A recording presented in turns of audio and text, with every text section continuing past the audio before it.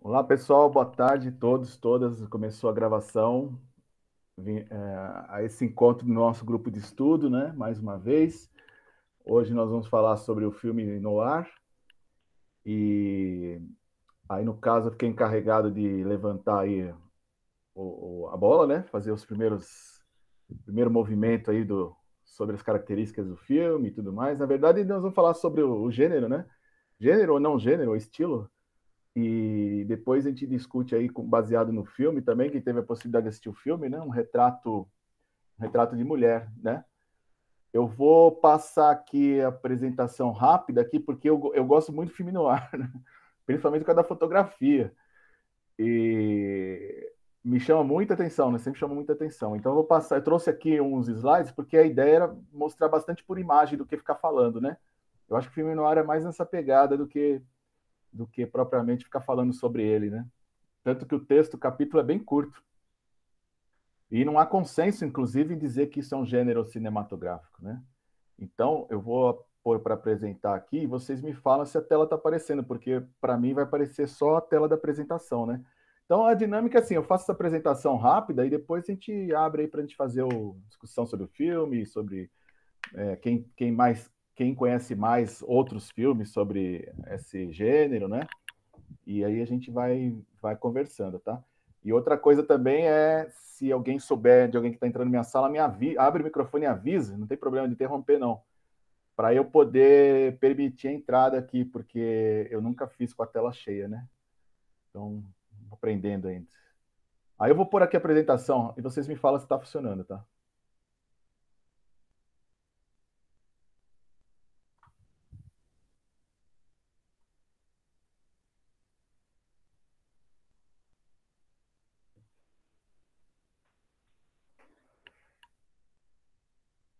Pessoal, tá aparecendo aí para vocês? Tá aparecendo. Ah, beleza. Então eu vou pôr aqui desde o começo, né? E eu trouxe então alguns slides, principalmente por essas imagens aí, eu espero que esteja nítido aí para vocês.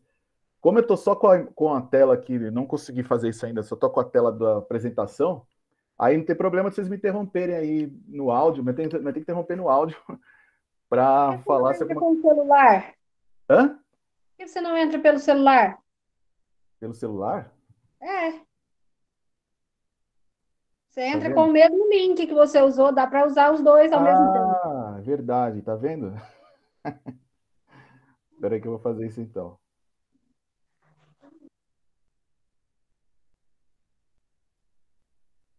Ai, caramba, peraí.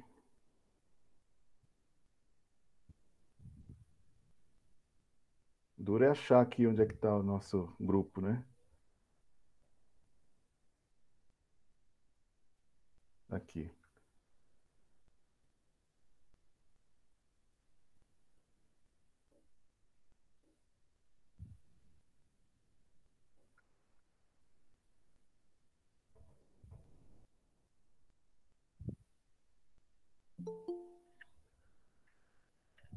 Deixa eu só tirar um pouquinho para aceitar eu mesmo.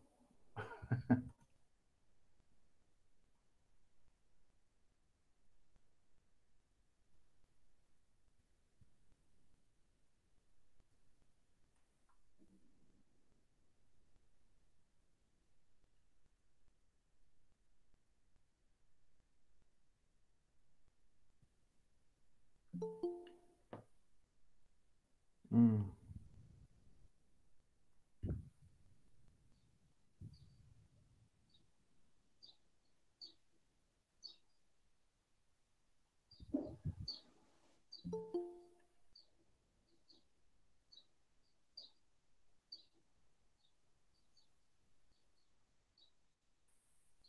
Não estou conseguindo entrar.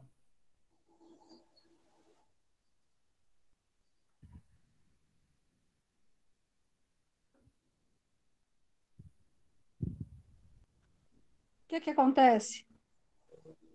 Acho que eu estou apertando o lugar errado. Entrou, Entrou, né? entrou. Deixa eu tirar.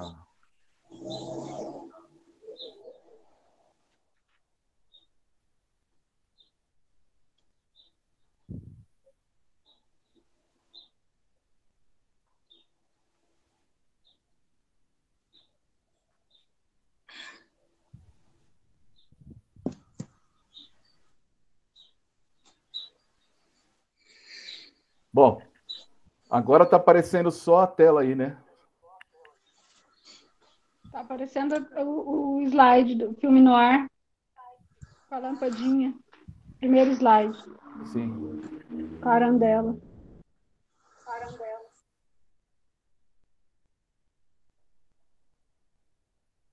Eu tô querendo zerar o volume aqui, não consigo.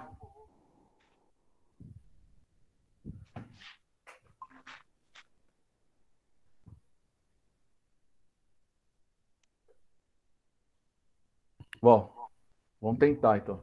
Fico com um delayzinho aqui, mas tudo bem. Então, pessoal, aí pensando nessa questão da imagem, né?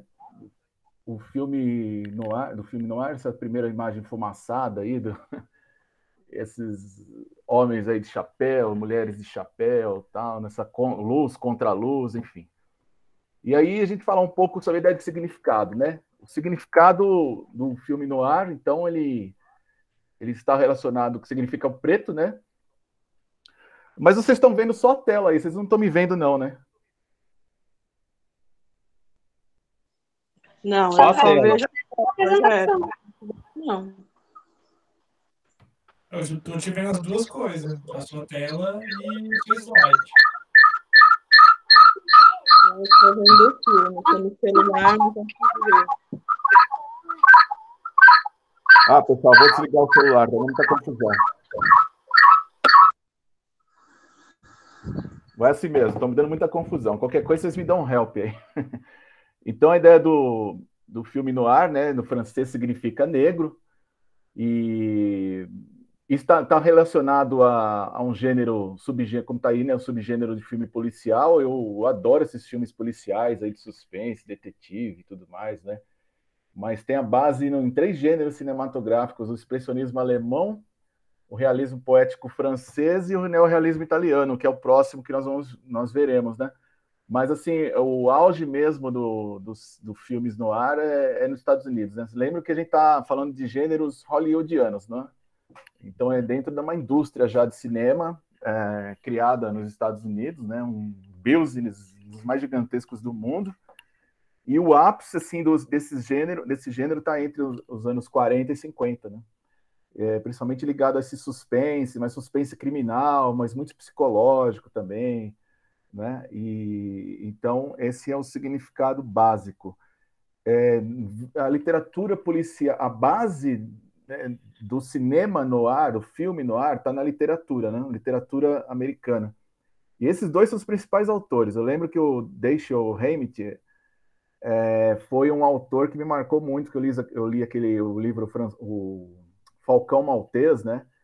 E é um livro muito interessante de detetive e tudo mais, né? Não sei se eu fui influenciado por lá na infância, a gente lendo Escaravelha do Diabo, aquela coisa, né? Ensino público e tal. Então a gente já foi aguçando essa ideia dos filmes, da literatura de suspense, né? Ou a literatura policial. E o Raymond Chandler é outro também. Esses dois são os dois principais autores da literatura, né? Romance detetivesco, literatura policial, são os dois principais que trabalham essa temática, né? Depois, mais para frente, é que esses filmes, esses livros, na verdade, os temas desses livros, né, são transpostos para roteiros de cinema. E aí eles vão para o mundo do audiovisual, né? E aí que ganha força muito mais do que a literatura, justamente por causa da estética, né? A visão de mundo que eu coloquei aqui. Primeiro que está os filmes geralmente da década de 40 e 50, então a gente está falando do período final da Segunda Guerra Mundial, não é? E o final da Segunda Guerra Mundial, pós-guerra. Então é um momento que vocês imaginam, passa por uma Primeira Guerra Mundial, uma Segunda Guerra Mundial, e o mundo ali naquele ambiente. Se nós aqui na pandemia já estamos meio para baixo, tal, a gente fica procurando esperança. Vocês imaginam depois de duas guerras mundiais, né? Então a visão de mundo ali que foi retratada nos filmes no ar, é a visão mundo cínica, pessimista, um mundo sem esperança, né? Um lugar trágico e o ser humano não é um ser humano, assim, vamos dizer, altruísta, né? Bondoso e tudo mais. Então, geralmente os filmes, nos seus roteiros, têm esses personagens totalmente meio desequilibrados, desesperados, né? As situações criminosas, as mortes, as sacanagens, tal, chantagens, né? Tá tudo ali, porque o que está presente nessa década bem forte? A fraqueza humana, né? A ideia das nossas fraquezas, que nos acompanham, sem dúvida, mas assim, aquela perspectiva de que nós podemos mesmo nos autodestruir, né? Não é mais só uns com os outros, mas agora destruir todos nós, né? Em todos nós. Então, ficou uma visão de mundo extremamente cética nesse período. E principalmente do que vem depois também, né? Ainda não está na Guerra Fria, mas depois, durante o período da Guerra Fria, isso persiste um pouco. Só vai mudar mesmo, acho que depois da década de 70, ali com Maio de 68, né? Onde volta um pouco aquela ideia de paz e amor, a esperança e tudo mais. Mas aí já são 2 décadas seguintes, né? Nessa década de 40 a 50, então, é uma perspectiva de mundo muito negativa, né? E aí nós vamos falar um pouco rapidamente aqui da ideia dos arquétipos, né? É uma ideia até do Jung isso, mas o arquétipo do clássico do protagonista no ar, o arquétipo masculino, né? Vocês viram até pelo filme um retrato de mulher ali, todos os homens que aparecem ali, não dá para você falar, nossa, que homem altruísta, que perspectiva ética, que moral, né? Não é, não é, pelo contrário, né? Você vê muito assim a ideia dos homens isolados, individualistas, interesseiros, aí isolados 2 vezes ali, interesseiros, individualistas, pensando apenas em si próprio, né? E também querendo levar vantagem no que for possível, né? E aí você tem o arquétipo feminino, que o arquétipo feminino é da femme fatale, né? Na verdade, hoje até que as pessoas podem falar isso que é a mulher empoderada, não é? Na verdade, não é uma mulher submissa, não é uma mulher subserviente a nenhum homem, mas é uma mulher que, na verdade, até manipula esse homem, né?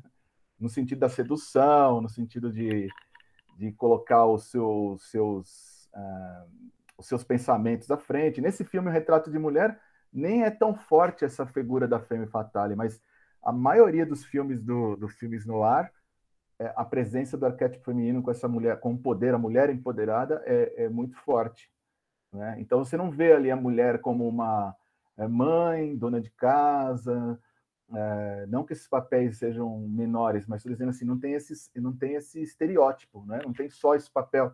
Na verdade, nem aparece esse papel no noir feminino, nos filmes noir, né? As mulheres muitas vezes são protagonistas dos filmes também.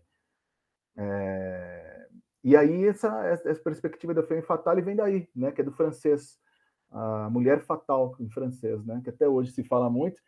Aquele filme Instinto Selvagem também é considerado um filme neo-noir, e ali tem a figura da Sharon Stone, né, cruzando as pernas e tudo mais, ela também é uma femme fatale, né? Tanto que ela que é a protagonista, ela que mata com furador de gelo, né? E, enfim, aí o arquétipo feminino, então, essa perspectiva. Vocês vendo que não tem no campo moral, não tem nada a ver com o campo moral, né? As características audiovisuais. É muito interessante essas ideias aqui, porque vários filmes no ar aparecem as persianas, né? As persianas são elementos chaves, porque aqui a persiana entreaberta, tenta a persiana aqui, ela entreaberta, ela faz o contraste entre o claro, o escuro e a sombra, nesses 3 pontos. Então as persianas são fundamentais, né? E aí o uso de ângulos também, que são não convencionais, o escuro e o claro, né? Muitas vezes, não aparece muito nesse filme, mas no Retrato de Mulher, mas muitos filmes no ar, as personagens são caracterizadas por sombras, apenas as sombras, né? Desses personagens, você sabe, não vê o rosto, né? Então o escuro é muito bem utilizado, né? E essa ideia da luz, a luz, por isso que eu fico deslumbrado com esses tipos de filme. Muito mais, eu assisti muito mais o neo-noir do que o noir clássico, né? Mas o neo-noir também tem essa perspectiva da luz, o uso da luz, né? E a fotografia. E geralmente esses lugares todos enfumaçados, né? Eu não sei se é porque eu faço muita referência também com os existencialistas, Porque o filme noir, para mim, lembra muito os existencialistas, né? Os filósofos existencialistas, com aqueles cigarros naqueles cafés franceses e tudo mais, a mesma vestimenta, né? Mulheres e homens. Os existencialistas não faziam essas distinções de gênero, né? Então, eu faço muita referência a esse período também, né? Só no sentido estético, né? Não no sentido filosófico mesmo, porque o filme noir, para mim, é muito niilista, né? Ele não tem uma referência para você ter uma. Você não sai de um filme desse acreditando em alguma coisa.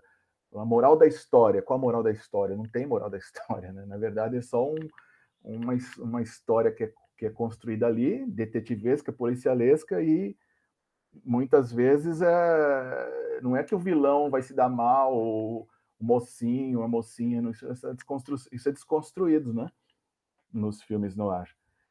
Então, a luz e a sombra, ela é proposital. Essas planos com sombras e essas fumaças todas, depois eu vou até falar um pouco mais lá na frente, rapidinho, do Blade Runner, que para mim é um dos melhores filmes que eu já assisti, né? Apesar de ser gênero hollywoodiano, isso não importa. Ele tem muito desse filme noir, né? Dessas luzes, sombra. E a luz e sombra é a ambiguidade moral, né? Uma perspectiva meio de Nietzsche, quer dizer, nós somos dionisíacos e apolíneos, nós não somos bonzinhos e ruinzinhos ou ruins. Nós somos as duas coisas ao mesmo tempo, né? Eu mesmo estou aí num grupo discutindo umas questões aí da lei emergencial de cultura, achei que estava fazendo bem pra caramba, mas tem pessoas uma pessoa que não gostou da atitude, já achou que eu estava agindo errado, quer dizer, então você nunca dá para agradar as pessoas, né? Então essa ambiguidade moral acho que é inerente a todos nós, não só nós conosco mesmo, mas também como os outros nos veem, né? Nos veem pelo lado bom, o lado positivo, ou nos veem pelo lado negativo, dependendo da percepção dela. Então, a luz e sombra, acho que do filme noir, ele trabalha com essa perspectiva, né? E outra coisa é a predominância da ambientação urbana, né? Eu sempre fui muito urbano, não sei se é porque eu vim da metrópole, né? De São Paulo, tal, mas eu sempre gostei muito dessas áreas urbanas, né? Obviamente, não agora, né? Com as sociedades de consumo, por exemplo, você pega uma Nova York de filmes noir, por exemplo, ou outras cidades grandes dos Estados Unidos, ali São Francisco, Chicago, tudo mais, né? E se você comparar com os dias atuais, você só vê luminosos, né? Você só vê, assim, perdeu aquela aura que fala o Benjamin, né? Então, essa ambientação urbana, a meu ver, ela perdeu muito, né? Tanto que os filmes neo-noir, eles são geralmente filmes ligados a distopias, né? Futuros não muito bons. Aliás, futuros ruins, né? E aqui vem a iluminação dos 3 pontos que eu estava falando das persianas antes, né? O escuro, sombras contrastando com o claro, contrastando com o negro, né? E essa graduação de cinza que aparece. Aí essa palavra atmosfera é muito importante, né? Porque o filme noir, essa atmosfera sombria. Então, criar essa atmosfera é isso que esses diretores fizeram, né? E aí a questão que se discute é um gênero cinematográfico? Não é? Porque não, o que acontece? Falar de filme noir, os diretores não falavam de filme noir, eles nem sabiam que está fazendo filme noir. Isso é coisa da academia, a gente discutindo aqui, por exemplo, teoria do cinema, história do cinema, críticos de cinema. Isso virou história do cinema, né? Passado uma década, por exemplo, você já começa a olhar para trás, você começa a ver de uma forma mais distante e ver, pô, mas tinha um estilo literário, tinha um estilo cinematográfico ali, né? Tinha uma corrente estética própria. Então, muitos atribuem isso é um gênero ou, na verdade, um estilo visual, não é? E outra perspectiva, mas aí já estava crescendo muito, já desde a. Acho que o cinema pega bastante isso a partir da década de 40 mesmo, aquela influência freudiana, né? Influência da psicanálise, né?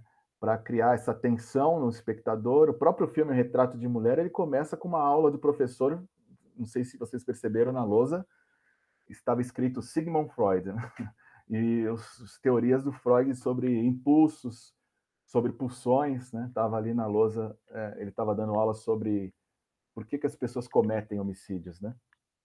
Qual o impulso? E, inclusive, ele estava dizendo justamente isso, que todos nós somos capazes de, né? Como eu até notei uma frase aqui, os impulsos que levam ao homicídio, né? Ele estava fazendo um contraponto com a Bíblia, que a Bíblia diz não matarás. Então, isso aí é uma ética universal, não matarás, né? Mas aí ele estava discutindo através da psicanálise os graus de culpabilidade. Ele falou assim, peraí, não matarás, então é um determinismo. Só que eu não consigo, às vezes, né? As pessoas não conseguem, às vezes elas matam. Não chega nesse extremo, né? Muitas chegam nesse extremo. Chegar nesse extremo significa que elas foram movidas por impulsos, com graus de culpabilidade. Aí já é uma discussão da psicanálise. Já não tem nada a ver mais com não matarás bíblico, né? E o filme começa assim, é genial. Porque o filme traz isso, acho que dura o quê? 1 minuto e meio, essa fala na aula dele. E aí o filme já começa a desenrolar. Para mim é a chave do roteiro ali, né? Bom, aí o uso da iluminação, que é essa ideia de separar o... Tem alguém que quer falar aí? Porque eu tô vendo o som. Sim. Daí nessa hora daí de não matarás e tal, desse pressuposto, daí já prevendo que ele não vai controlar os instintos e ele poderá um dia matar, aí ele quer ser julgado de uma maneira diferente, né? Ele já quer uma prerrogativa na lei para que, se ele matar para roubar, ele ser julgado de uma forma. Exatamente. Se ele matar para se defender, ele ter outra pena, vamos dizer assim. Ele não quer ser punido porque matou em qualquer circunstância. Ele quer ter um alíviozinho, assim, um abrandamento da pena. Exatamente. E vocês viram que isso que está falando é importante, porque eu acredito até que aquela forma serena dele, a maior parte do tempo ele tá, tudo bem que ele fica com umas caras meio espantos se vão descobrir ou não, porque ele mesmo fala, pô, eu não sabia que o trabalho da polícia era tão minucioso com tantos detalhes, né? Em aula ele não consegue perceber isso. Mas as reações dele são reações serenas. Em nenhum momento ele entrou numa desespero, né? A não ser no final, que no final realmente ele foi até o limite e chegou, bom, agora não dá mais, né? E se suicidou. Mas até então ele estava tentando ser um suporte psicológico até para, esqueci o nome dela, né? Da outra personagem, né? Que contracenava com ele, né? Da sua amante, né? Vamos dizer assim. Então, até hoje, então, os especialistas aí não têm um consenso sobre isso. Nesse livro que a gente está usando, que é a História do Cinema Mundial, né, tá como um gênero cinematográfico lá, entre outros, né? Um gênero hollywoodiano, porque, embora possa ter nascido do expressionismo alemão, e para quem não viu o expressionismo alemão, na verdade, se vocês forem assistir algum filme, por exemplo, Gabinete do Dr. Caligari, ou o próprio Metrópolis, usa-se muito sombras, esses três contrapontos, né? O negro, o claro e o cinza. Usa-se muito isso, principalmente no Gabinete do Dr. Caligari, por exemplo, não é do Fritz Lang, né? Se não me engano, Fritz Lang é o Metrópolis. Então, eu não lembro se o Dr. Caligari também é o Fritz Lang. Depois vocês me corrigem aí se eu estiver comendo bola aqui. Mas é muito utilizado também. E a questão das representações teatrais, né? Que tem no expressionismo alemão, que nós já discutimos um pouco lá atrás. Quem não estava, né? Nós discutimos muito lá atrás a expressão dos rostos no expressionismo alemão, por isso o nome, né? E a música, vocês viram que esse filme tem a música o tempo inteiro, mas não é uma regra do filme noir, tem a música o tempo inteiro assim. Isso é próprio do Fritz Lang, né? E essa coisa das sombras, do claro e escuro. Isso tem bastante no expressionismo alemão. Bom, aí a questão da moralidade, né? O crime, que é geralmente o crime, 99% são assassinatos, alguém que morre. E aí envolve todas essas questões: ciúme, corrupção, fraqueza moral. Vocês viram lá, todos esses elementos estão num Retrato de Mulher. Mas se vocês forem nos outros filmes, também todos eles vão estar presentes esses elementos lá, né? Geralmente assim como nós falamos do western, né, semana passada não, no último encontro, onde as pessoas gostam por causa do western, daquele ambiente e tal, daquele, né, do que está presente no filme, a valentia, sei lá, a masculinidade, não sei o que as pessoas são atraídas por western. Isso na minha geração era bem mais do que hoje. Apesar de hoje ter uma nova roupagem do western, né? Que está presente esses elementos, aqui no filme noir também está presente esses elementos, esses outros elementos: ciúme, corrupção, fraqueza moral. Fraqueza moral partindo do pressuposto de que a gente tem na sociedade uma perspectiva assim, moral aceita por todos, né? Como devemos agir eticamente ou não agir, né? Em que momento isso acontece. Então, isso aí dissolve no filme noir e não existe, some, desaparece, né? Então, você vai tentar entender a moral dos personagens e você não consegue entender. Então, assim, pô, é um professor. Se você falar assim, um professor, né, uma referência, tal. Não, mas é um professor que ele sugere que mate o chantagista, né?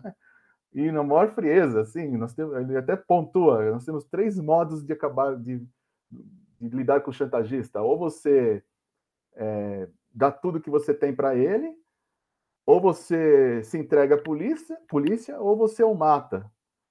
Né? E o professor, em momento, vai fazer uma discussão kantiana, do imperialismo, como chama? Do imperativo categórico, nada. Ele vai lá e fala, não, então vamos matá-lo. Eles decidem matá-lo.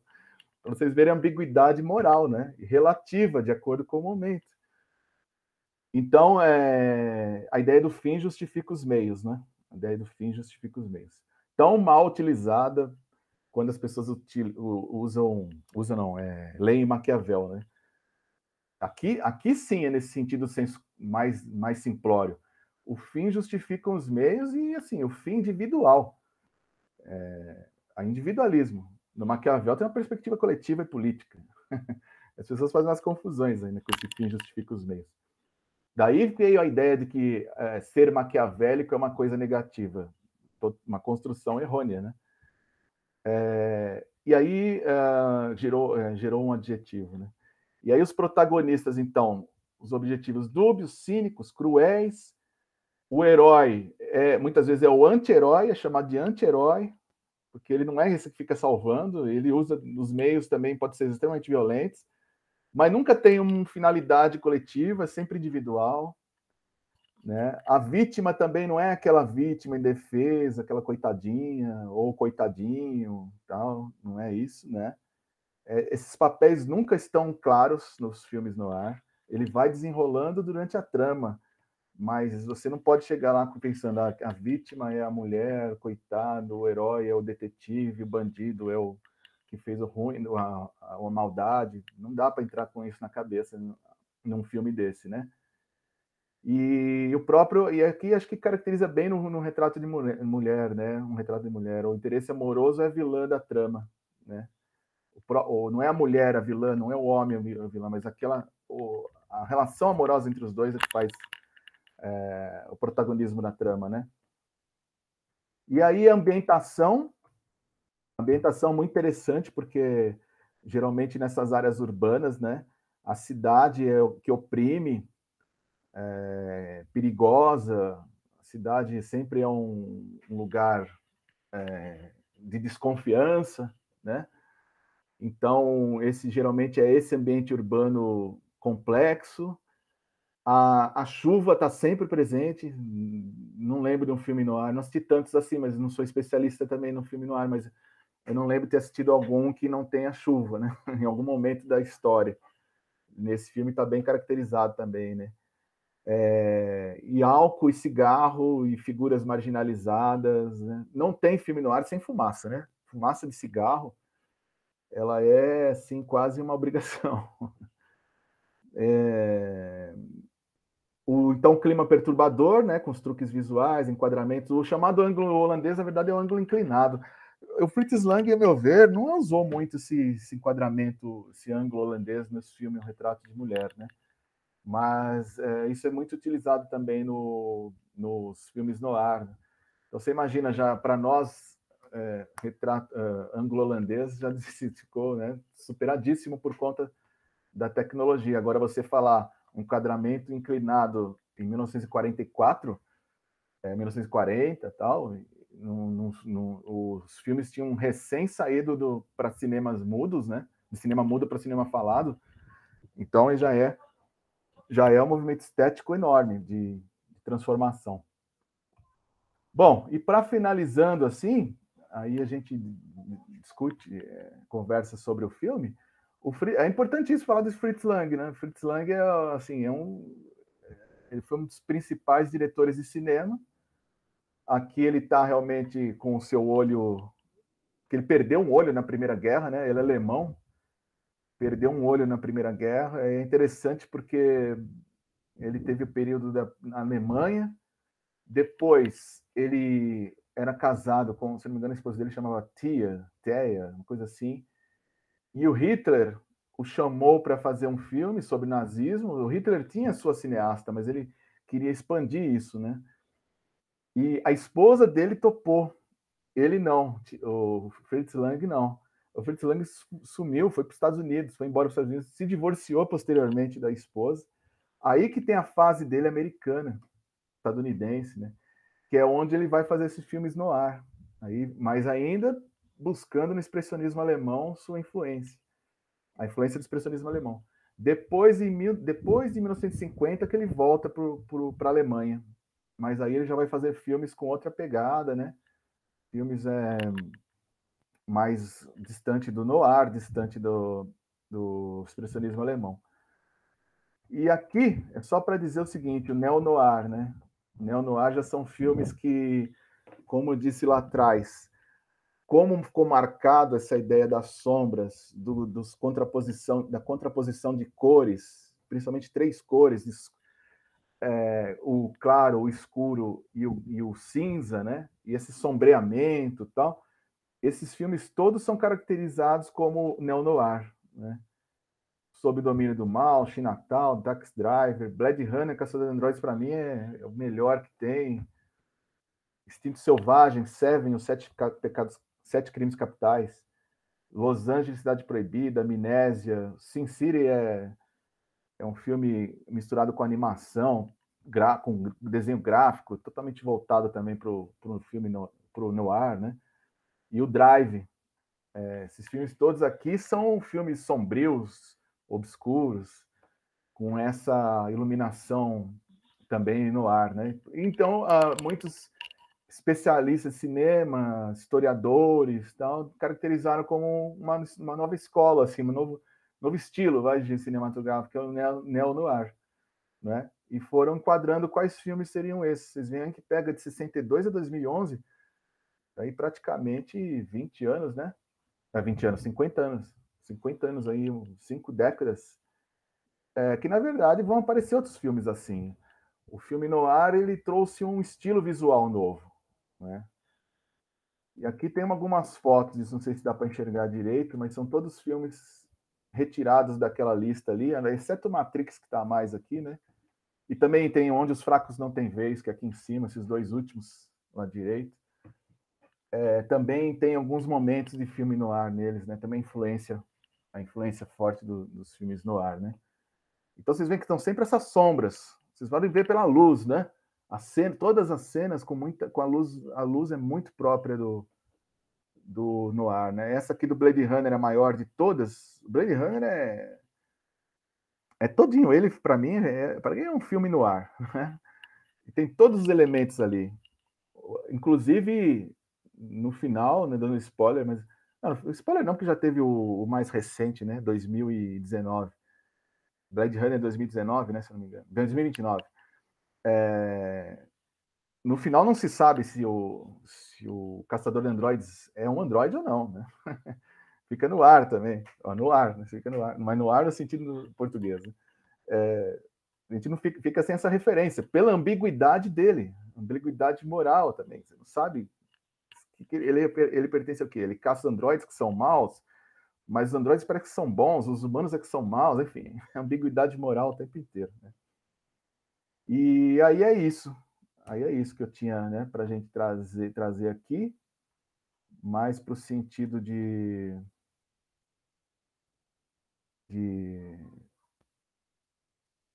no sentido de trazer essas imagens, né? Essas imagens. Eu podia ter feito desse jeito, agora eu estou me vendo aqui do lado e vendo tudo. Ah, não, mas não dava certo.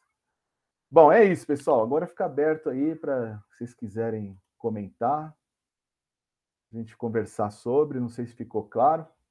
Só quis levantar a bola aí para vocês.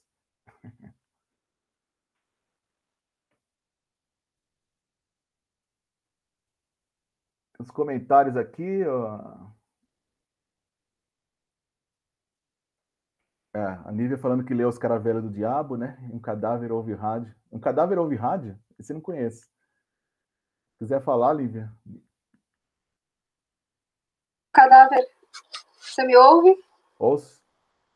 O Cadáver ouve rádio. Eu ganhei os dois, igual o Reginaldo falou, era da coleção Vagalume.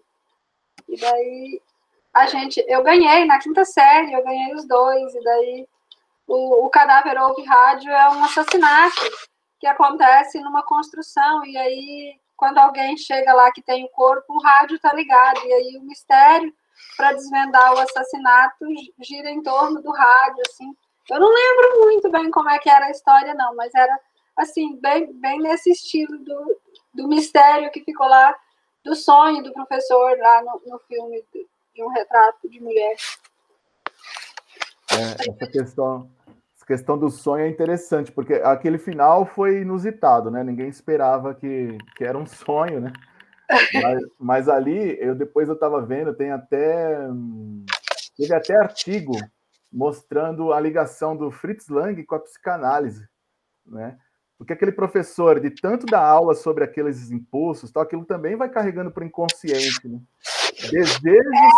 Porque ele era muito cuidadoso, né? Que para a idade dele ele não podia ficar se aventurando, e ele tinha aula no outro dia de manhã e tal, e tudo enrola, e os colegas querendo levar ele para farra, para o bordel, e ele não, ele tem que acordar cedo, e ele tem que lecionar, e ele tem palestra, e ele dorme. Exatamente. Aí são desejos reprimidos, né? Que depois vai se manifestar como sonho. Claro que ali no filme é tudo muito assim, o sonho é muito linear, ninguém tem um sonho tão linear daquele jeito, né? Com tantos detalhes, assim, mas é proposital para mostrar realmente essa dinâmica dos desejos reprimidos, né? O cara começar o filme com Freud, para mim, ali foi o máximo. Eu falei, agora já dá para sacar muita coisa do filme, né?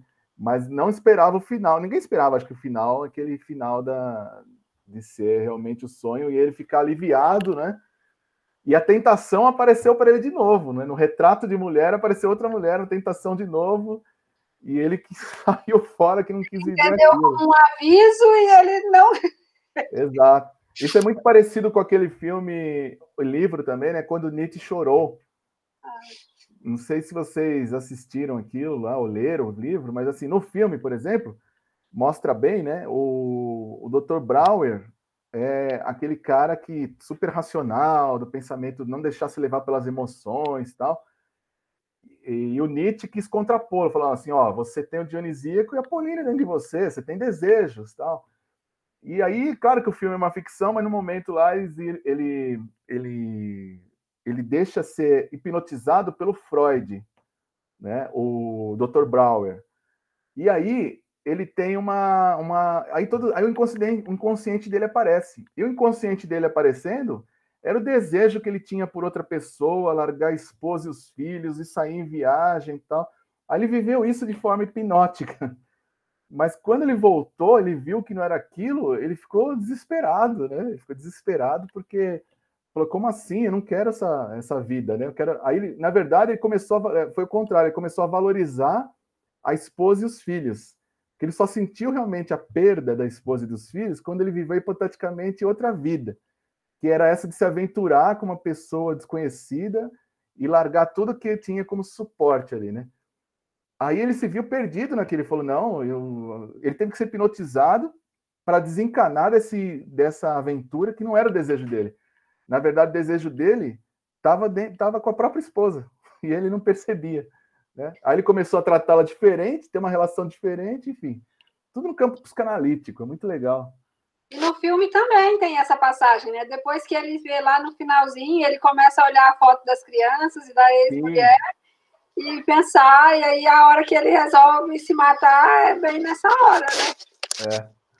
Porque foi aquele momento, né? É ambiguidade, é aí, eu me deixo levar, mas sabe aquela coisa que os existencialistas falam, né? Você fez uma ação e você tem que assumir as consequências da sua ação, porque você é livre para tomar essa decisão ou não.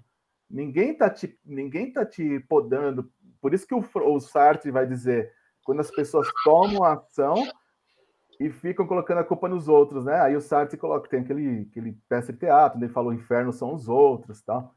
Porque as pessoas não colocam, não assumem a posição, as consequências de tomar tal atitude e falar, tomei tal atitude porque o outro me pressionou, porque o outro me encheu o saco, porque o outro quis. Não era, eu fui obrigado a tomar essa decisão.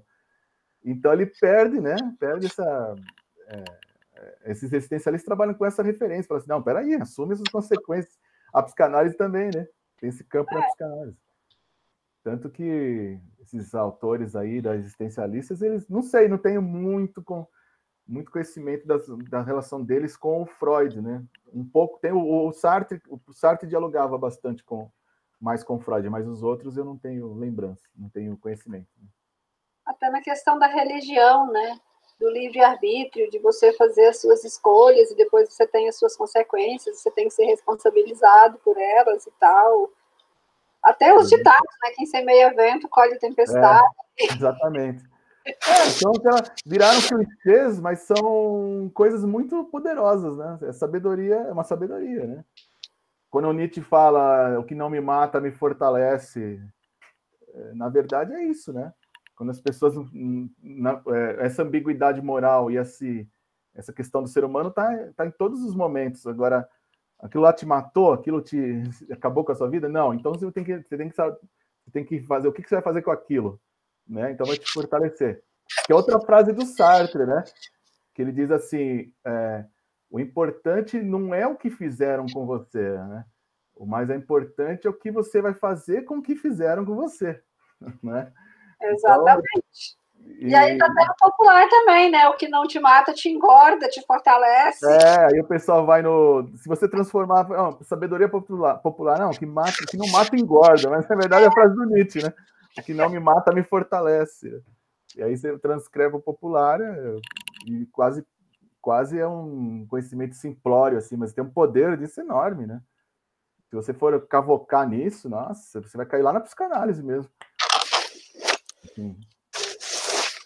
Eu gostei desse tema. Não, então, o Reginaldo está corrigindo aqui, realmente, Reginaldo, 2049, Blade Runner 2049.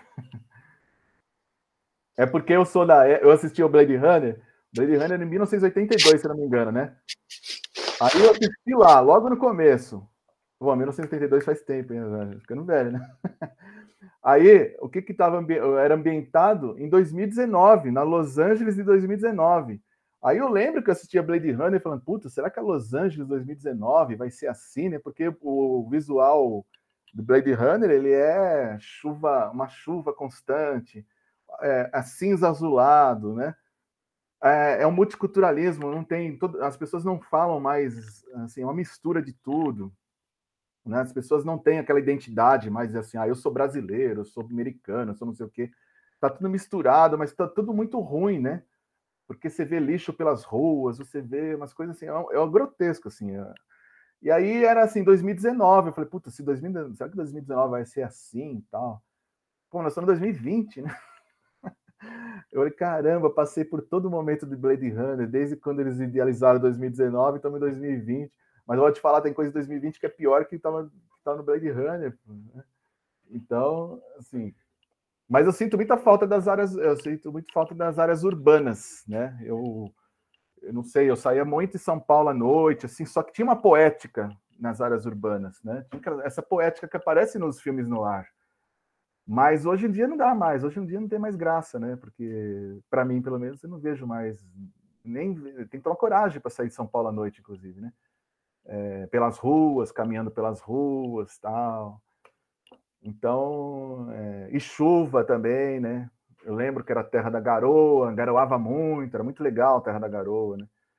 Mas hoje, para você achar uma garoa em São Paulo, é um milagre praticamente. Né? Ou inunda tudo, ou então fica aquele asfalto dá para você fritar um ovo, né, no asfalto, de tão quente que tá. Ou inunda tudo de vez, e a garoa sumiu. E à noite também não vejo graça nenhuma mais, né? Então aquele clima no ar que existia em São Paulo, ele também desapareceu, né? Tinha um clima no ar até vou te falar, tinha um clima no ar até nos cursos de ciências sociais. Já falei para vocês, eu acho assim, a gente estudava, chegava na sala de aula, o professor acendia aquele cigarro à noite, as ciências sociais, né, noturno, o professor acendia na sala aquele cigarro, ficava aquelas luzes lá fora, tal, ficava um clima meio no ar dentro da sala de aula, sabe? Clima no sentido de estilo visual, né? Obviamente que nós não tínhamos ambiguidade moral ali, porque quase unanimidade era marxista ali, né, na sala, né? Era uma unanimidade, assim. Quase unanimidade, mas era nos 98% era marxista. Mesmo porque todos os professores eram, assim, não tinha, nós tínhamos que pedir Eu lembro que no final do ano, final do curso, nós pedimos para estudar o Weber, estudar um pouquinho do Weber, porque a gente só estudou Durkheim no início e depois é Marx o tempo inteiro, e aí o Weber, né? E a gente estava assim, pô, como é que a gente vai sair das ciências sociais sem entender direito Max Weber, né? E aí nós alunos pedimos, mas 98% era mesmo Marx. Mas tinha muito esse clima no ar, assim. Aí a gente saía à noite nas áreas urbanas, discutindo as sextas-feiras à noite era extensão das aulas, então a gente discutia muita filosofia, sociologia, naqueles bares enfumaçados, né? Então eu faço muita referência, guardadas as devidas proporções, né? Porque é óbvio, o filme noir é da década de 40, 50. Mas vocês viram que muitas coisas ficaram. A questão de luz, sombras, né? Claro, escuro. Muitas coisas ficaram. Bom, e aí, pessoal? Hoje o Max não está aí, né? Esse negócio de você falar que estudou demais o Marx, uma vez eu fiquei fazendo essa pergunta ali também na universidade. Falei, gente, mas a gente estuda um semestre inteirinho para o Bourdieu, um semestre inteirinho para o Lévi-Strauss, por que não tem um semestre só de Marx, um só de Weber, um só de Durkheim? Aí alguém falou assim, mas é porque eles vão vir em todos os semestres, daí acaba que chega lá no final, compensa. Mas eu continuo achando que não, que aí não, podia... eu acredito que é geracional, é geração. Eu acho que os professores hoje, né, os professores de hoje das ciências sociais, eles estão mais nesse campo mais diverso, mais amplo, né? Então, enquanto um vai trabalhar com Lévi-Strauss um semestre, outro com Bourdieu, outro com... Então, vai diversificando mais. É que eu sou da geração de estudar assim... Bom, já tinha acabado a ditadura militar, mas tinha acabado, naquele momento, a ditadura militar, né? Processo de redemocratização e tal. Então, você imagina, os professores já eram mais velhos, né? Eles ficaram calados na ditadura militar. Ficaram calados. Aí, a nossa turma era a primeira turma do primeiro governo eleito democraticamente, que foi o governo Collor. Então, foi a primeira vez que, de fato, os professores podiam dar suas aulas sem medo, né? E muitos voltaram, inclusive, da aula, sem até parado, num processo democrático, mesmo que no Brasil esse processo democrático é meio complicado, mas aí eles poderiam finalmente falarem aquilo que estava muito reprimido, né? Então é natural que 98% seja marxista mesmo, porque o Marx é a voz revolucionária, né? E aí hoje já não, hoje a gente já está numa outra perspectiva, mas pode ter certeza, se vê um governo, ou viajar, né? Um governo que vai mais cerceando direitos, cerceando falas ou cultura, né? A tendência é de voltar cada vez com mais força. Já está acontecendo isso. Voltar com muita força as ideias do Marx, né? De forma mais hegemônica nas ciências humanas, né?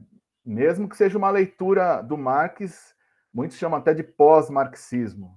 Não é que a ideia que o Marx acabou, não é isso.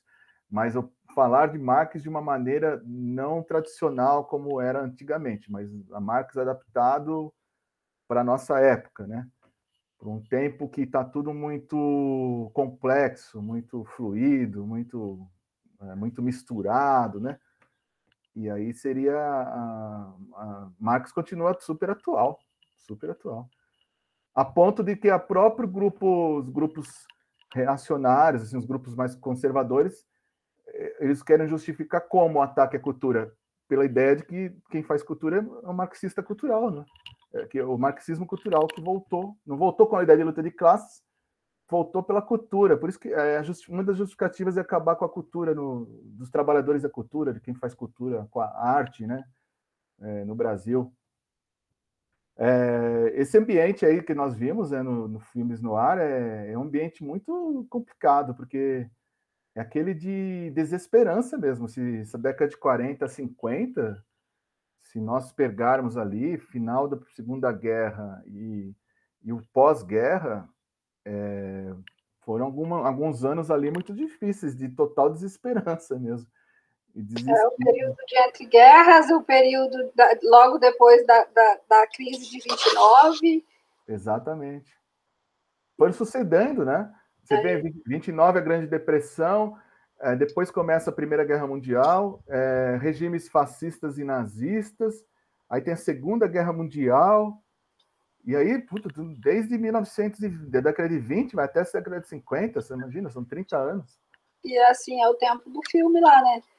De 1914 até 1950 é só... Sim, esse filme é de 1944. Aí do próprio diretor, você vê, é um diretor que viveu a Primeira Guerra Mundial, viu que aquilo era uma furada, se divorcia da esposa, que a esposa associa com o nazismo, e ele não. Só que ao não fazer isso, ele tem que ir embora do país. Aí ele vai para os Estados Unidos e aí está no ambiente já de fim de Segunda Guerra, e para onde vai. Então, quer dizer, e o ambiente nos Estados Unidos era assim, nessas... E era daí que acaba o capítulo falando, né, que o cinema no ar é um jeito de gostar de alguma coisa dos Estados Unidos. Ainda tem isso também. Realmente, porque eu sou fissurado por esse período aí, nessa Chicago, essa Los Angeles, né? Eu não tenho essa coisa anti-estadunidense, não, mas isso para esse período, né? Por exemplo, eu tenho um sonho de conhecer New Orleans por conta do blues, mas assim, no imaginário de New Orleans lá da década de 30, dos negros que vêm aos Estados Unidos e cantam nas igrejas músicas gospel e fazem blues nos bares, né? É óbvio que isso não é mais assim, né?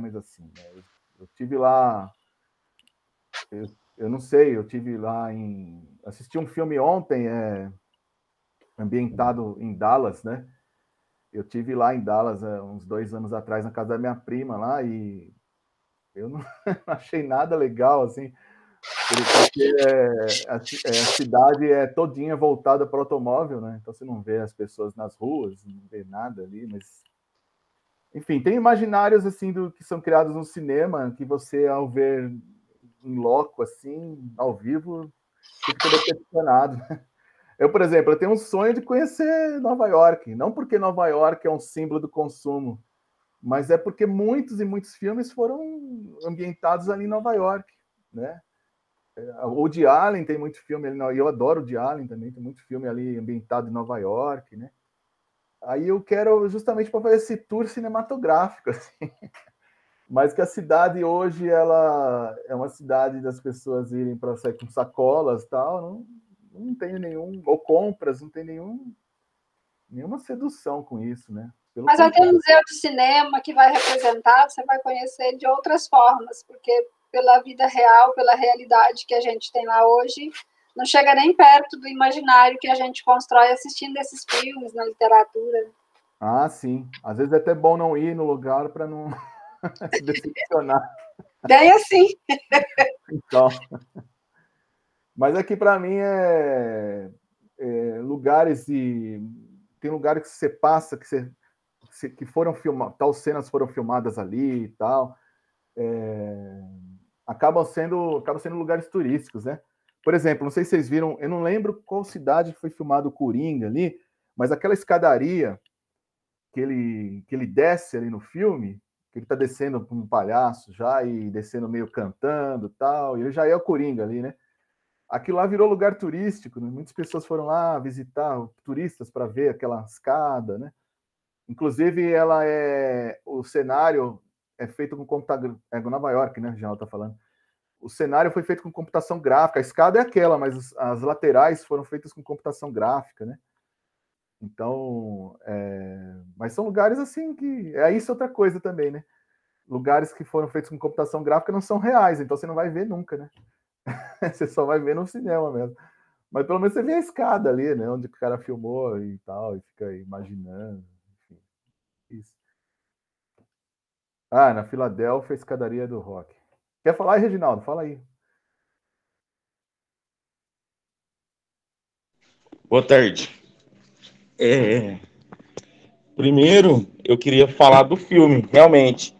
É um final que ninguém espera. O final do filme você não imagina ele. Então, vou tentar ser bem rápido, bem sintetizado. Em relação a esses pontos que vira ponto turístico e tal, o rock, as agências de turismo brasileiras colocam no pacote de viagem essa visita na Filadélfia para as pessoas poderem tirar foto lá na escadaria onde que o rock sobe a escadaria lá, o Rock Balboa. Outra questão que eu sempre gosto de estar andando, levantando, a arte andando junto com a sociedade, né? Igual fala lá, que é o período pós-guerra, é o momento da disputa do homem e da mulher, porque a mulher se capacita para poder assumir os postos de trabalho que os homens deixaram quando foi para a guerra. Aí, assim, essa fêmea fatale tá nisso aí, igual a gente viu lá no Wester, ela é totalmente dócil, né? Totalmente frágil, dependente do homem. Aí agora nesse pós-guerra, ela já é independente, ela já tem o espaço dela, ela já tem um outro espaço. Então a arte sempre andando com o que está acontecendo na sociedade. E outra coisa, igual por exemplo, quando eles começaram a fazer os filmes não, isso é interessante, né? Não chamava Nur, não tinha esse nome. Aí você hoje faz uma coisa aqui para lá na frente ter um resultado, para ter a alcunha e tal. Eu achei isso interessante. E quando eles começaram, quando começou esse tipo de filme, com essas técnicas, essa temática, não tinha esse nome. Aí ele foi para a Europa para poder ganhar esse nome. Eu achei isso bem interessante mesmo. O toque francês, cinema no ar. Foi até mesmo um revanchismo com a escola hollywoodiana e por isso que ganhou força, né? Esse nome. Não, mas na verdade faz parte de um gênero hollywoodiano. Tá dentro de Hollywood esse. Mas ele ganhou alcunha fora, né? Ele foi Ah, batizado lá fora, né? sim. Ele ganhou alcunha fora. Eu achei isso interessante, Mas é essa que nem parte. eu fiz recentemente escrevi um artigo sobre cinema pernambucano, né? Mas, assim, também não é não que eu tô falando, existe um estilo pernambucano de fazer filme, não é isso, né? Mas só que dá para identificar ali muitos diretores novos que, que eles que saíram da Universidade Federal de Pernambuco. E aí, vários e vários filmes foram feitos nessa toada aí. Febre do Rato, Amarelo Manga, Eu Irene, e tem muitos, muitos. Esses do Kleber Mendonça, Bacurau, Aquamovie agora que tá circulando aí nos congressos não, festivais de cinema, que é do Liro Ferreira, que é um cineasta pernambucano. Pernambuco faz filme pra caramba. Agora dá para dizer assim, tem um gênero cinematográfico pernambucano, né? Não sei. Isso aí vai ser mais para frente, talvez, mas assim, mas que dá para dizer que tem lá uma escola pernambucana de fazer cinema, tem. Porque ela sai da Federal de Pernambuco, a maioria, toda sai da Federal de Pernambuco, né? E aí eu estava vendo também, participando aí desses grupos aí de cineclubes e tal, nessa parte de cultura agora também, por conta desse cargo que eu tô, né? Nessas instituições daqui de Goiás mesmo, quando você tem você tem um curso de cinema na universidade, puta, isso aí muda a cara da cidade inteira, até da região inteira. Muda tudo. Porque muita gente começa a fazer cinema com apoio. né? Aí um vai apoiando o outro, um vai ajudando o outro, e vira uma corrente, vira uma rede. E aí você não fica sozinho, isolado, né? Fazendo um filme isolado e tal. Aí isso ganha uma força porque monta festivais, grupos de congresso, trocas, informações, um vai ajudando o outro, equipamentos e tal. Pernambuco foi feito desse jeito aí, né? E começou nos cineclubes ainda. Hein? Começou nos cineclubes. Os caras discutiam, montaram cineclubes, só que assim, não é como nós, né? Só o Eric aqui acho que já fez filme, não sei, mas não é desse jeito que nós fazemos assim, como apreciadores, né? Como com vontade de discutir, de conversar sobre cinema. Mas lá eles conversavam assim na base do processo de criação, de produção, fotografia, iluminação, toda a parte técnica, né? Porque quando você tem um curso na universidade, isso chama muito. E no nosso PDI tem um curso de cinema, né? Mas vai saber quando que isso vai se concretizar aqui em Catalão, né? Mas tem lá um curso de cinema registrado lá como uma intenção de fazer, né? Mas eu acho que nem tem que ser mais cinema só, sabe? Acho que a gente tinha que ter um curso de artes aqui na universidade para pegar outros grupos, né? Que não ficam só ligados a cinema, pessoal da fotografia, da pintura, enfim, qualquer tipo de arte, né? E a gente está muito preso, não pode ficar preso ao cinema. Esse negócio de Pernambuco, daí tem um filme, é da Netflix. Eu não lembro qual foi o professor de sociologia que falou do filme e eu fui assistir. Chama Estou Me Guardando para Quando o Carnaval Chegar. Daí ele fala da modificação que o interior do Pernambuco passou lá na cidade, acho que é Toritama, é um nome assim, o nome da cidade, que era um polo de confecção de jeans. Só porque aí a indústria faliu e as pessoas começam a flexibilização do trabalho chega lá também, né? Nesse negócio de ter as facções, as pessoas receberem por produção. E aí, quando ele está rodando o filme, ele anda lá pela feira, onde o pessoal comercializa o jeans. E aí, assim, as pessoas não dão muito valor quando ele fala que está fazendo um documentário, que está rodando a história da confecção do jeans, como é que movimenta a cidade, o que acontece. E as pessoas não dão valor, não dão nenhuma importância. Elas preferiam que fosse... Elas até falam assim, não, achei que era alguma coisa do governo, ou da prefeitura, ou do governo estadual para fazer uma propaganda. E aí, quando não é, eles perdem o interesse de conversar com o pessoal. Não, isso aí é um movimento interessante, porque aquele do estranhamento, né? As pessoas não conseguem ter o estranhamento. Ela só vai ter a dimensão do que ela faz ali, todo dia fazendo jeans ali, confeccionando jeans, se ela sair de lá. Se ela sair de lá, aí que ela vai ter dimensão. Enquanto ela estiver presa ali, imersa ali, presa não sei se é a palavra, mas enquanto ela estiver pertencendo, territorializada ali, né? Ela não vai ter essa dimensão do estranhamento. Então, é por isso que nem entende. Por que tá fazendo documentário aqui? A vida é isso aqui mesmo, né? Aí só tem duas pessoas que dão um pouco mais de importância. É um senhor que ele trabalha e ele é contra essa flexibilização de receber por produção, porque ele não vê estabilidade, ele não vê possibilidade de aposentadoria. E uma senhora que continua agricultora. Ela, não, eu não vou entrar para esse mundo, eu sou agricultora. Então, e esse filme, quem quiser assistir, é um filmaço, isso aí é um filmaço. Tá disponibilizado na plataforma Sesc.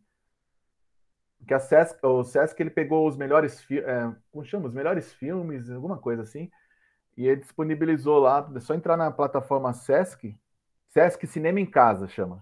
Sesc Cinema em Casa. Só não sei direitinho, www, essa coisa, mas se você colocar no Google lá, Sesc Cinema em Casa, vai aparecer lá os filmes disponibilizados, né? Tem uma mostra que eu acho que é de cinema árabe ou africano, que tá pelo Sesc, e eles têm lá essa parte dos melhores filmes. Aí tem esse filme que você está falando.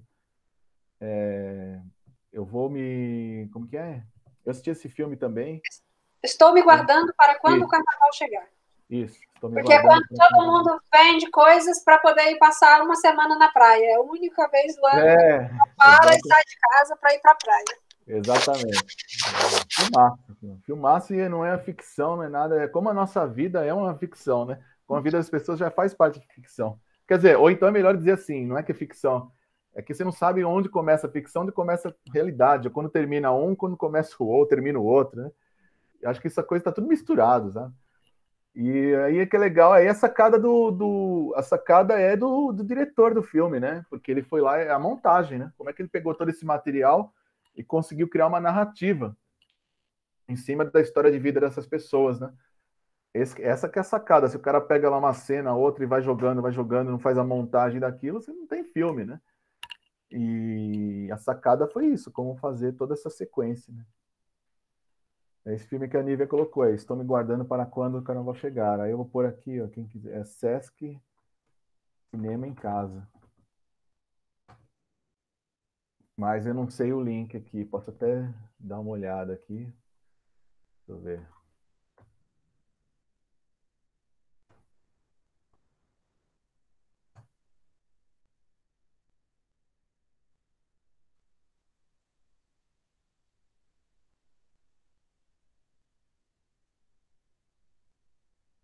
É, tá aqui. Vou pôr o link aqui que eu consegui. Aí. Ah, a Vanice já pegou. Isso colocou. Ô, Vanice, tá rápida no gatilho, hein? Western, né? Bom, quem quer falar aí? Vanice, a Maria Vitória ou o Eric? Vocês querem comentar alguma coisa? Ah, não, vocês cercaram tudo que tinha pra falar. Enfim, Tudo nada. não tem muito o que acrescentar, não. Deixa com vocês mesmo. Você como produtor. Você ainda tem comentários para fazer. É, claro que tem, pô. O pior que não tem. Assim, vendo esses filmes, eu lembrei muito do Bukowski, né? Que é influenciado por esse gênero literário, do pub, dos filmes, enfim, dos livros literários, de romance policial, etc e tal, de Monfante. Aquela fumaça, a gordura do frango frito, a cerveja, enfim, me lembrou muito isso. O que é legal, eu acho, nesses filmes assim no ar, é que não tem aqueles clichês, né? Aquele clichê de um filme policial, sabe? Os bons, os ruins, né? Aí e quem é o vilão da história? Aí tem a moral da história, né? Aquela coisa, tal. Então eu acho que isso aí é um gênero hollywoodiano ainda com Hollywood sem ser uma indústria de fato, né? Aquela indústria mirabolante, porque depois vieram filmes policiais muito ruins, né? Ruins assim no sentido, tinha uma fórmula pronta, né? Como um filme policial deve ser, aí vem aquela fórmula pronta, né? E eu acho que o filme noir não, ele dá essa quebrada, mas também tem os diretores, né? Diretores de grande peso, né? E enfim, e realmente é uma coisa assim, parece nós tínhamos eu não sei, esse estilo estético, vamos dizer assim, né? Você pega, voltando para o negócio de São Paulo, por exemplo, lá no início do século XX, né? Você não tinha muito claro essas classes sociais distinguidas pela questão da estética, né? Pela roupa e tudo mais, né? Você via ali, mas também não dá nem para falar muito nisso, né? Somos uma sociedade escravocrata, né? Era muito mais racista, ia mais pela cor, né? Mas se a gente pegar no geral, assim, não tinha aquela coisa do consumo, não era uma sociedade de consumo ainda, né? Então os homens e as mulheres geralmente usavam chapéus, né? Os homens de terno, tal. No próprio Lumière, os irmãos Lumière, aquele filme lá, o início do primeiro filme, né? Que ele coloca a câmera na frente da saída da fábrica, né? Não está muito claro ali quem é. Todo mundo é proletário ali, né? Mas não tem os uniformes, não tem aquela coisa de linha de montagem, né? Que isso vai aparecer depois, né? Depois que entra o Fordismo, o Taylorismo e tal, aí vem surgindo essa distinção, a marcação simbólica da classe trabalhadora e do proletariado mesmo, né? Aí são os uniformes, são as roupas iguais. Ali o capitalismo se acirra, né? Mas parece que dá uma impressão, assim, a meu ver, não sei se eu estou viajando demais, mas é como se fosse assim um pré-capitalismo ainda, sabe? Onde as pessoas ainda conseguiam, de certa forma, se resguardar minimamente no que elas são, né? enfim, em termos de visual, assim, de estética, mas depois realmente virou aí entra a escola de Frankfurt, né, que é de 1940 também, justamente para falar isso, né, surge a indústria cultural de massa. Aí a indústria cultural de massa, ela vai lá e classifica os seres humanos, né, pelas suas categorias e suas classes sociais. E aí o capitalismo realmente toma conta, né? E aí, aí nos filmes no ar eles dão aquela abaixada, e aí na década de 50 já começa outra coisa, né? Em gêneros hollywoodianos já começa uma perspectiva cada vez mais ligada mesmo ao sistema capitalista, né? E de sociedade de consumo. Eu acho que o filme noir, enquanto gênero hollywoodiano, assim, acho que tenha sido um dos últimos a resguardar um pouco aquela ideia de cinema mesmo ali, né? O cinema como um estilo visual, né? Dali para frente as coisas começaram já meio que se uniformizar, né? E eu acho que nós estamos tendo agora um outro movimento que eu acho que é muito mais da raça que tem aí os produtores independentes, as pessoas fazendo filme para todos os lados. A tecnologia ajudou também, né? E a trazer outras referências, cinemas africanos, por exemplo, está tendo uma mostra de cinema africano agora, né? Quando que a gente vai ficar vendo cinema africano no shopping, assim, sabe? Então, as redes sociais a tecnologia conseguiu nos alertar para muitas outras formas de fazer cinema, né? E que a história do cinema continua se construindo. Continua se construindo. Essas outras formas de fazer cinema, elas continuam elas vão fazendo história, né? E hoje nós conseguimos abrir mais para isso, para não ficar, porque mesmo que tenha a indústria cultural de massa e tudo mais, os blockbuster, aquela coisa de bilheteria, só que existe muita gente fazendo filme por aí no mundo afora, né? E nós conseguimos ter acesso, nós estamos minimamente conseguindo ter acesso, né? Mesmo porque tem muita gente que ainda não tem acesso nem à internet, mas a gente ainda, mesmo quem tem minimamente um acesso para a internet, consegue acessar obras e filmes que saem fora desse mainstream aí, né? Eu não sei, é um paradoxo agora da pandemia, não sei se as pessoas estariam tão antenadas em festival, mas eu não sei se tem um festival atrás do outro, tem um festival de cinema atrás do outro, é impressionante. E como antes você precisava se deslocar até o festival para assisti-lo, as pessoas não tinham muito acesso, né? E agora você vê assim, chegando.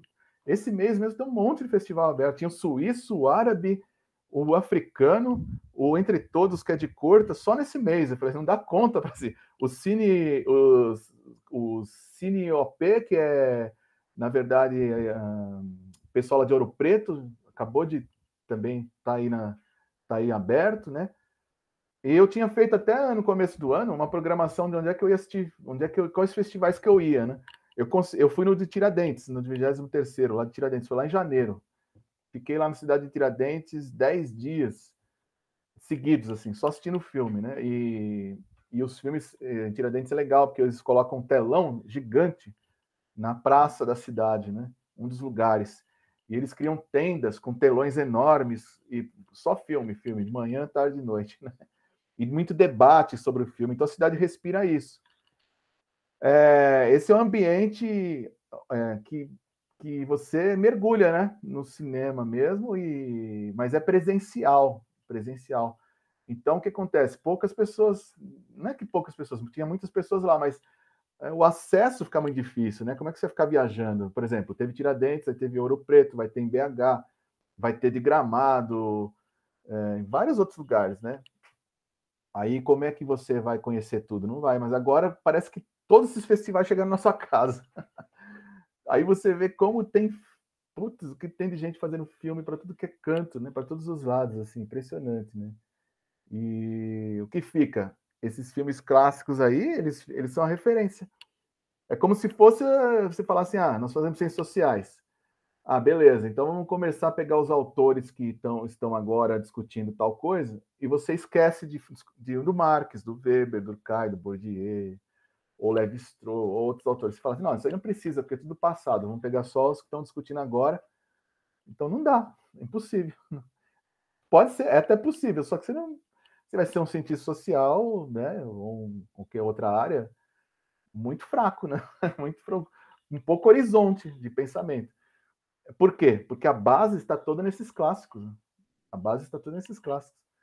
Aí a gente precisa, no cinema é a mesma coisa, todas, né? Você vai revisitar os clássicos lá no cinema para poder pensar o atual, né?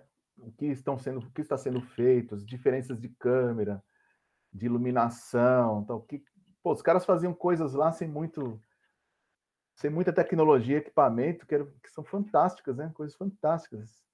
Esses filmes no ar, não sei se vocês viram, são baixíssimos orçamentos, né?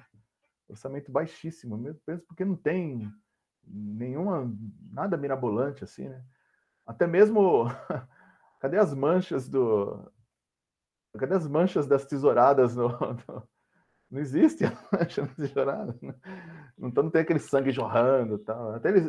Até isso eles conseguiram. Para mim, o roteiro desse filme é um roteiro muito, tá tudo amarrado.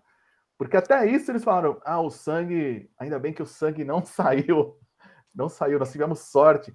Até nisso eles cercaram no roteiro para não deixar um fora. Assim, né? Então eu vejo que... A facada do presidente. Oi? A tesourada ficou igual a facada do atentado. Exatamente. A facada do Bolsonaro foi a facada que esqueci, o Frank, né? Frank Howard, que é o nome falso, né? Que ele levou. Enfim. E aí mas o roteiro eu achei o Fritz Lang, né? Não sei, genial, né? Mas o roteirista também não vi o nome, esqueci o nome do roteirista, mas o roteiro é muito bem amarrado, muito bem construído, né? Não vi, não sei o que vocês acham, mas eu não vi falhas no roteiro. Assim. Eu vi até alguma crítica do filme dizendo que era muito lento, tal, mas sabe assim, você pega, por exemplo, uma pessoa, geração, um jovem aí, né? Uma geração, faixa de 20 e poucos, tal. Ele está sendo crítico de cinema, aí ele vai falar, ele vai ver um filme da década de 40. E ele vai falar que o filme é lento. Mas o cinema, ele não é mais essa coisa o cinema lá naquela época não era feito dessa forma que hoje, né? O cinema é videoclíptico, assim, é como se fosse um videoclipe. Uma cena passa para outra, e passa para outra, e passa para outra. Os filmes policiais são assim, né? E muito tiro para todo lado, quer dizer, não estou generalizando, mas muitos filmes policiais clichê são assim. Aí não dá para querer comparar e dizer que filme lento e tal. Para mim, na verdade, não sei quanto a vocês, mas para mim o filme passou muito rápido, né? Porque só as expressões, os diálogos, as luzes, a fotografia, aqueles ambientes esfumaçados e a própria trama, que é uma trama muito bem construída, assim, ela, para mim, foi um filme extremamente rápido, né? E não vi essa rapidez, mas... Eu também achei um filme bem legal. Pela primeira vez eu não dormi, assisti tudinho sem dormir de uma vez. Sério? É interessante. E aí aquela hora que ela fica saindo e vai olhar na rua se tá vindo alguém para poder ele sair, e aquilo dá um suspense, fica legal, a gente fica preocupado com o negócio. Eu não achei lento, não, eu gostei bastante. Eu costumo assistir em episódios, até os 40, 50, depois no outro dia que eu dou conta de assistir ontem, eu assisti tudinho, de boa, assim, uma história interessante. E para ficar pensando nas preocupações que ele tem para esconder o crime, e depois ele vai e fala assim, nossa, não pensava que a polícia era tão inteligente e soubesse precisar com tão poucas informações, fazer tanta precisão em cima do que tem de pista. Mas aí vem um pouco daquela ideia do detetive, né? Não sei se a polícia tem essa inteligência toda, não, né? Mesmo porque se comparar com uma polícia... tem que guardar muitas proporções. Se comparar com uma polícia brasileira, por exemplo, ela já chega, independente do ambiente que ela já chega com o culpado na cabeça, né? Se é um negro, principalmente... Se é uma pessoa pobre, ela já sabe que é um culpado, já decifrou o crime, já tudo, não tem investigação, não tem absolutamente nada, né? Agora esse filme... Esse negócio dos filmes deles tem, assim, de deixar sempre subentendido a inteligência e a eficiência das Forças Armadas, das Forças de Segurança, né? Tem sempre, por trás da mensagem, tem essa competência da força policial. Ah, você está dizendo nos filmes no ar? Não, em todo o gênero hollywoodiano em si, sim.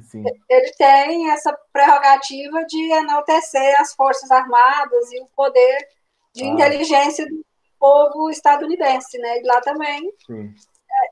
Em pequena escala, mas deixou subentendido que eles eram muito capazes, porque pelo sangue que ele fez do arranhão lá na cerca, era capaz de detectar, mesmo assim, estando chovendo, é um negócio que eu fiquei assim, mas tá chovendo e aí caiu sangue, e a chuva não lavou o sangue, e ele ainda tem material suficiente para poder fazer essa análise. Mas eu não sei, eu vejo diferente essa parte que você falou, assim, porque os livros que deram base, né, para os filmes, eles são livros de detetive mesmo, de detetive. É um pouco aquela coisa da Agatha Christie, sabe? A Agatha Christie não era o Hercule Poirot, era o detetive principal lá da Agatha Christie nos livros. Eu lia muito a Agatha Christie, adorava aquilo. Aí o detetive, ele é a figura, é centralizado nele, né? Você pode ver que a polícia ela só chega no final para ela só chega ali no final para dar lá o balear lá o chantagista, né? Ela não Ela aparece. faz 2 vezes, né? Naquela hora que o policial tá lá vigiando o semáforo e na hora dos tiros. Isso. Na verdade, não é nem não é o pedágio, você tá falando, ele é um guarda, não é nem da polícia, é um guarda. É o guarda que toma conta ali daquele pedágio, né? Mas polícia mesmo só aparece ali no final, porque no negócio, é um filme policial, mas na figura do detetive. Não sei se dá para entender. Assim, Não no pedágio, na hora que é lá que ele tá chegando, lá onde ele vai deixar o corpo, tem um semáforo. Isso. De moto, né? Motocicleta lá. Isso, exatamente. E aí é muito centralizado nessas meio Sherlock Holmes, né? Essa coisa da minúcia da descoberta, da inteligência, da sacada, dos símbolos, né? Que o detetive consegue desvendar ali. Mas não é o foco principal, é um elemento a mais, porque o foco, o foco mesmo é estilo visual. É estilo visual. É difícil você ver um filme que não tem essa tal da persiana, sabe? A persiana é fundamental. Tem, os filmes clássicos é aquele que a persiana o cara baixa, tem até uma foto, o cara baixa a persiana e vê pela persiana, né? Ou a mulher, o corpo dela, uma silhueta, só aparece por conta da claridade que aparece pela persiana, assim. Porque a persiana é o que faz o contraponto, né? A persiana é o símbolo do noir, assim, nas janelas, né? Que dá o contraponto do claro, do escuro e do cinza graduado, né? E aí, mas agora é interessante, porque isso aí veio do expressionismo alemão mesmo. O expressionismo alemão fazia isso o tempo inteiro. Só que eles tinham mais expressão nos rostos, né? Porque como era uma mistura com teatro, tá, meio teatral, então eles tinham mais expressão no rosto. Quem mais fazia isso era a personagem da Femme Fatale lá, que eu esqueci o nome dela, né? Qual o nome dela? Alicia não.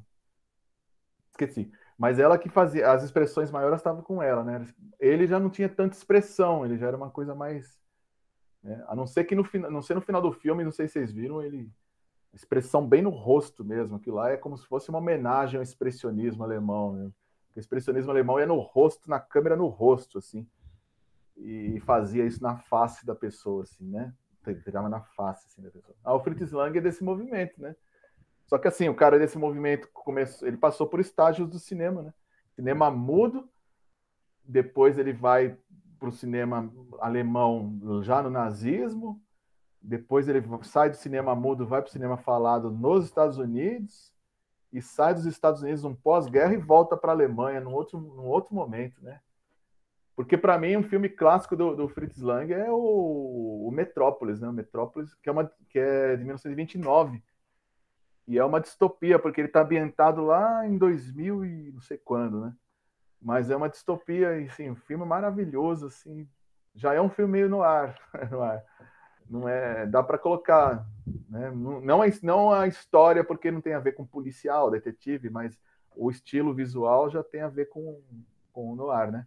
Eu tive a sorte de, quando eu morava em Ribeirão Preto, eu assisti esse filme como era antes, né? Esses filmes eram com orquestra. Aí eles foram no teatro, eles projetaram o filme e uma orquestra escondida fazendo a música. Não sei se vocês viram esse filme do agora, um retrato de mulher, é música do começo ao fim também, né? Então, eu tive a sorte de participar disso, assim, de ter presenciar. Nunca mais esqueço, porque a experiência estética de você assistir um filme com uma orquestra junto e aquele filme do Fritz Lang com aquela fotografia projetada na tela, nossa, uma tela grande, aquilo lá é experiência única, maravilhoso. Eu me reportei um pouco a 1930 naquele momento, como o pessoal assistia, né? Como o pessoal assistia cinema antes, quando ele surge nesses lugares assim, como é que era feito antes, né? E a música assim o tempo inteiro. Bom, é isso. Se vocês quiserem mais alguma coisa aí, a gente vai. Deixa eu ver o chat aqui. A Vanice não quer falar. É isso, pessoal. Não sei se vocês querem mais. Tem mais alguma questão aí para a gente conversar?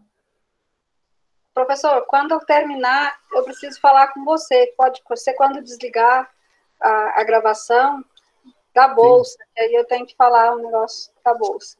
Não, beleza. Inclusive, até o pessoal que está aí no grupo, está aí hoje com a gente, até para a gente ir fechando aí, né? Se quiser entrar no grupo nosso. Bom, já está, né?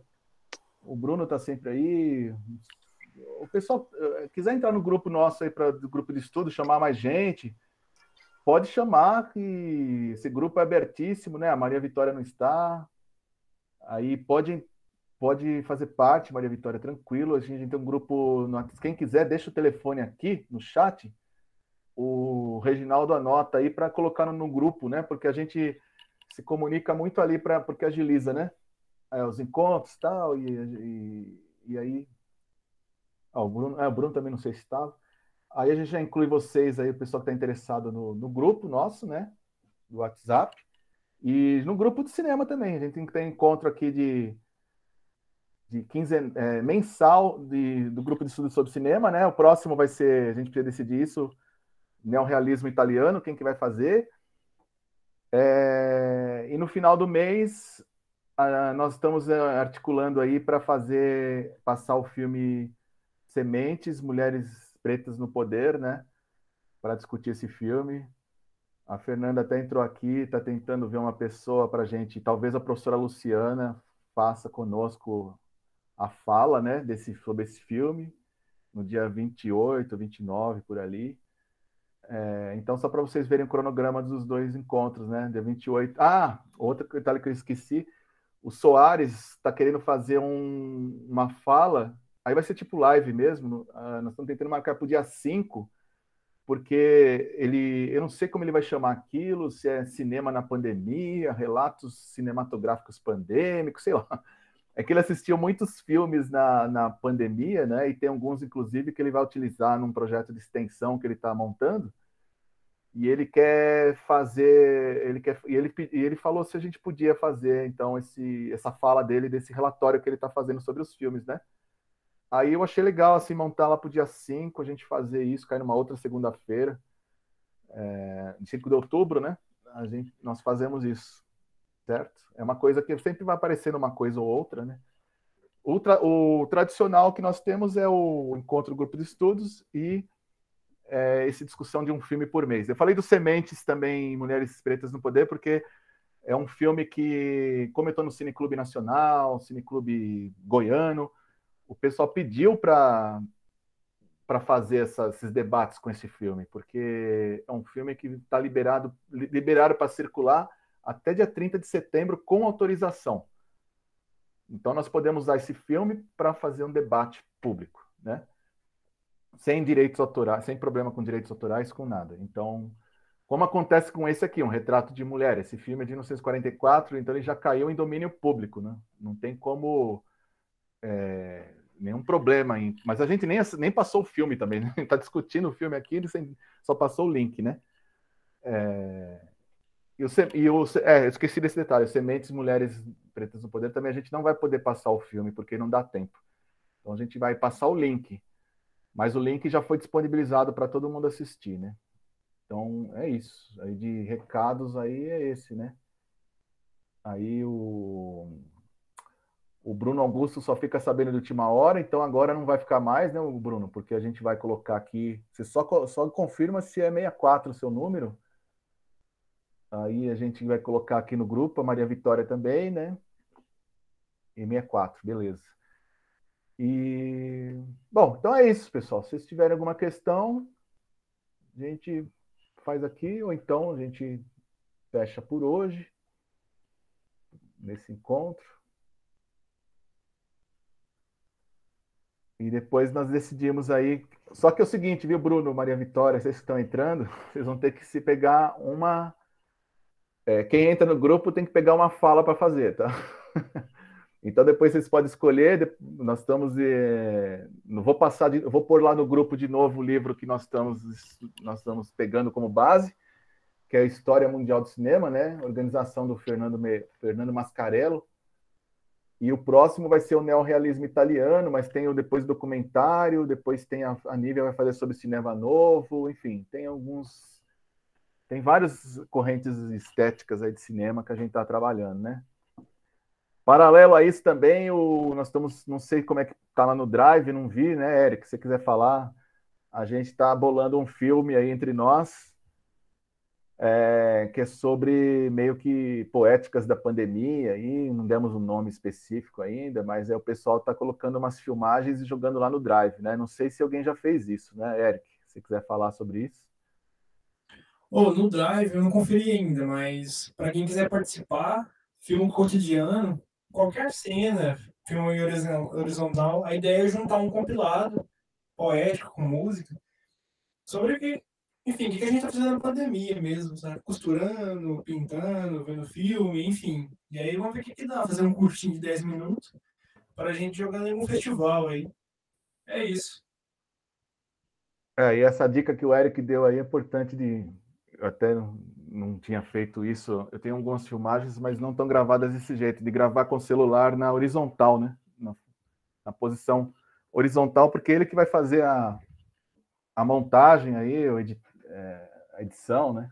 Se quiser ajuda, obviamente, podemos ajudar em cima da nossa falta de conhecimento. Podemos ajudar o que for possível. Mas ele está montando esse curta, né? Um curta. Né? Então, tem o Drive também disponibilizado lá. Aí a gente, se o Eric quiser pôr o endereço aqui, ou o Reginaldo, que eu não lembro, só para o pessoal que está entrando agora aí pegar, né? Certo, pessoal? Então é isso aí. Da minha parte, fechou. Não sei se alguém quer mais colocar alguma questão sobre o filme, sobre o projeto, enfim. Senão a gente marca deixa marcado aí para o dia 28, esse filme, né? A princípio, dia 28, Sementes, Mulheres Pretas no Poder. Esperamos todas lá. E vocês podem chamar mais gente aí para o grupo de estudo. Vamos engrossar esse grupo aí, vamos deixar um grupo grande. Beleza? Então, se não tiver mais nada, boa tarde a todos, todas, e nos vemos aí no dia 28, a princípio. Ok? Online é isso, tá todo mundo quieto? Beleza. Tá joia, pessoal. Boa tarde. Boa tarde. Valeu. Nós vamos continuar aqui para quem precisa, né? Uhum. Aí esquecendo, eu vou interromper a gravação.